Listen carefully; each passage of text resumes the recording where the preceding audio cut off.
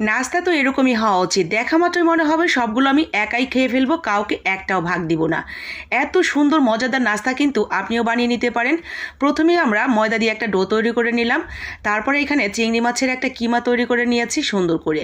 এই কিমাটার সাথে অ্যাড করে দিচ্ছি কাঁচামরিচ, পেঁয়াজ কুচি, সাথে একটু টমেটো কুচি, ধনিয়া পাতা কুচি, সয়া সস, স্বাদ মতো লবণ এবং ভাজা জিরার গুঁড়া, ধনিয়ার গুঁড়া, মরিচের গুঁড়া, সাথে লেবুর রস এবং নর্মাল রান্নার তেল দিয়ে ভালো করে পুরটা বানিয়ে রেখে দিয়েছি এক সাইডে। এদিকে ডোটাও কিন্তু আমার সুন্দর করে ময়ান করে রুটি করা হয়ে গেছে। রুটিটাকে একটা কাটার দিয়ে ঠিক এরকম করে গোল শেপ দিয়ে কেটে নিয়ে মাঝখানে পুরটা বসিয়ে ঠিক এইভাবে আমি চিংড়ি মাছের শেপটা তৈরি করে নিয়েছি। দেখেই বুঝে যাবেন আপনারা, খুবই সহজ। আর যদি বুঝতেও না পারেন, ভিডিওসে গিয়ে পুরো ভিডিওটা দেখে নিতে পারেন। তো খুব সহজে আমি একটা চিংড়ি মাছের শেপ দিয়ে ফেলেছি। ভেতরে চিংড়ি মাছের পুর, উপরে চিংড়ি মাছের খোলসটা, সব মিলিয়ে দারুণ একটা